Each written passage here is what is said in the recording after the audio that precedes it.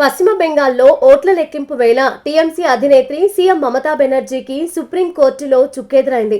ఓట్ల లెక్కింపు సిబ్బందిని కేంద్ర ప్రభుత్వం నుంచి ఎంపిక చేసుకునే అధికారం ఎన్నికల సంఘానికి ఉందని సర్వోన్నత న్యాయస్థానం స్పష్టం చేసింది. ఈ క్రమంలోనే ఏప్రిల్ 13 నాటి ఈసీ సర్క్యులర్ తప్పని చెప్పలేమని తేల్చి చెప్పింది. ఓట్ల లెక్కింపులో కేవలం కేంద్ర ప్రభుత్వ సిబ్బందిని మాత్రమే నియమిస్తూ ఈసీ తీసుకున్న నిర్ణయాన్ని సవాలు చేస్తూ మమతా బెనర్జీ తొలుత కోల్కతా హైకోర్టుకు వెళ్లారు. అయితే ఈసీ నిర్ణయంలో ఎలాంటి అక్రమం లేదని హైకోర్టు పేర్కొంది. దీన్ని సవాలు చేస్తూ ఆమె సుప్రీంకోర్టును ఆశ్రయించారు. Justice PS Narasimha, justice Joymalya బాగ్చీలతో కూడిన ప్రత్యేక ధర్మాసనం ఈ పిటిషన్ను విచారించింది. కేంద్ర రాష్ట్ర ప్రభుత్వ ఉద్యోగుల మిశ్రమంగా కౌంటింగ్ సిబ్బంది ఉంటారని తమ సర్క్యులర్లో స్పష్టంగా పేర్కొన్నట్లు ఈసీ ధర్మాసనం దృష్టికి తీసుకెళ్లింది. రిటర్నింగ్ అధికారిగా రాష్ట్ర ప్రభుత్వ ఉద్యోగి ఉంటారని, కౌంటింగ్ సిబ్బందిని నియమించే అధికారం ఆయనకు ఉంటుందని ఎన్నికల సంఘం తెలిపింది. ఓట్ల లెక్కింపులో అక్రమాలు జరుగుతాయన్న టీఎంసీ ఆందోళనలు నిరాధారమని వాదించింది.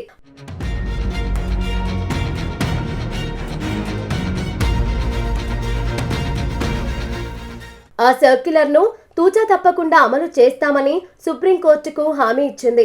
మరోవైపు టీఎంసీ తరఫున సీనియర్ న్యాయవాది కపిల్ సిబల్ వాదిస్తూ ఆ సర్క్యులర్ ఏప్రిల్ 13 నాటిదని, అయితే దాని గురించి తమకు ఏప్రిల్ 29న తెలిసిందని కోర్టుకు వివరించారు. ఆ సర్క్యులర్లో ఉన్నది ఉన్నట్లుగా అమలు చేయాలని కోరుకుంటున్నట్లు చెప్పారు.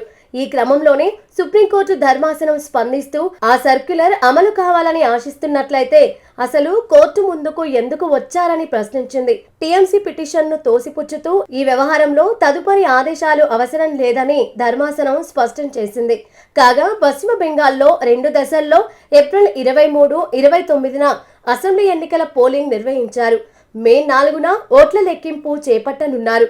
ఈ లెక్కింపులో కేంద్ర ప్రభుత్వ సిబ్బందిని మాత్రమే నియమిస్తున్నారంటూ మమత సుప్రీంకోర్టును ఆశ్రయించారు.